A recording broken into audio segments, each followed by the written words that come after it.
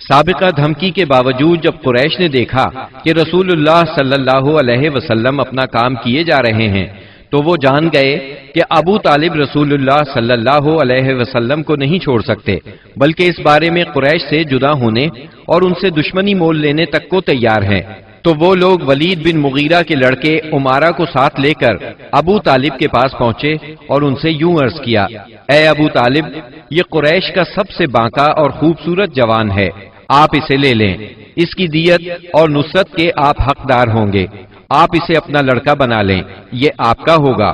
آپ اپنے بھتیجے کو ہمارے حوالے کر دیں، اس بھتیجے کو جس نے آپ کے آبا و اجداد کے دین کی مخالفت کی ہے، آپ کی قوم کا شیرازہ منتشر کر رکھا ہے اور ان کی عقلوں کو حماقت سے دوچار بتلایا ہے، ہم اسے قتل کریں گے، بس یہ ایک آدمی کے بدلے میں ایک آدمی کا حساب ہے۔ ابو طالب نے اس پر ان سے کہا،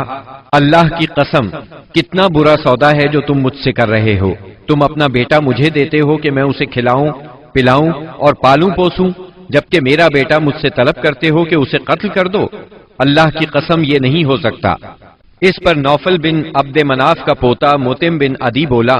اللہ کی قسم، اے ابو طالب، تم سے تمہاری قوم نے انصاف کی بات کہی ہے اور جو صورت تمہیں ناگوار ہے اس سے بچنے کی کوشش کی ہے، لیکن میں دیکھتا ہوں کہ تم ان کے سلسلے میں کسی بات کو قبول نہیں کرنا چاہتے۔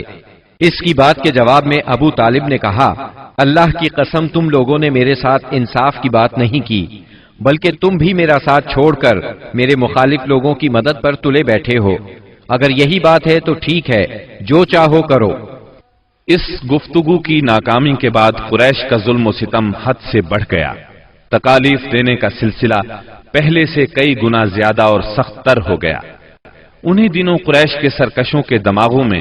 نبی صلی اللہ علیہ وسلم کے خاتمے کی ایک تجویز ابھری، لیکن یہ تجویز بھی ان کے خلاف گئی۔ اس تجویز کی بنا پر مکے کے دو نامور اور سرفروش یعنی سیدنا حمزہ اور سیدنا عمر بن خطاب رضی اللہ عنہما اسلام لائے اور ان کے ذریعے سے اسلام کو خوب طاقت ملی۔ ظلم و ستم کے طویل ترین سلسلے کے صرف ایک دو نمونے آپ کو سنائے جاتے ہیں۔ ایک روز ابو لہب کا بیٹا عتیبہ رسول اللہ صلی اللہ علیہ وسلم کے پاس آیا اور بولا، میں والنجم اذا ہوا اور ثم دنا فتدلی کا انکار کرتا ہوں، یعنی اس نے قرآن کی ان آیات کے بارے میں کہا کہ میں ان کا انکار کرتا ہوں۔ پھر آپ پر حملہ آور ہوا، آپ کا کرتا پھاڑ ڈالا، آپ کے چہرہ مبارک پر تھوکنے کی کوشش کی، لیکن اس کا تھوک آپ کے چہرہ مبارک تک نہ آ سکا۔ اس موقع پر نبی کریم صلی اللہ علیہ وسلم نے اس کے حق میں یوں بد دعا فرمائی،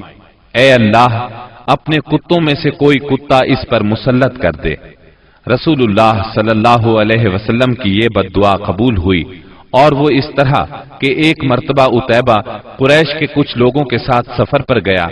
قافلے نے ملک شام کے مقام زرقا میں پڑاؤ ڈالا تو رات کے وقت ایک شیر قافلے کے نزدیک آیا، اس نے پورے قافلے کے گرد چکر لگایا۔ عتیبہ نے اس شیر کو دیکھا تو بولا، ہائے میری تباہی،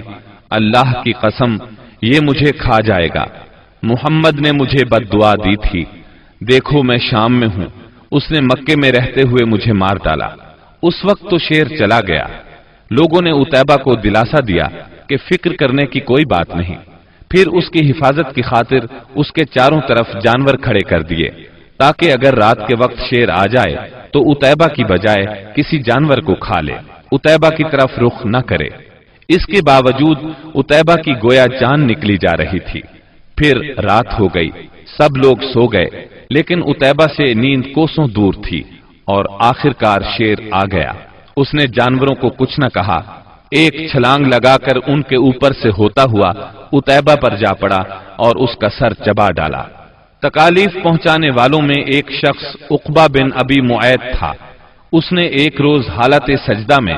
نبی صلی اللہ علیہ وسلم کی گردن اس زور سے دبائی کہ معلوم ہوتا تھا آپ کی آنکھیں باہر نکل آئیں گی۔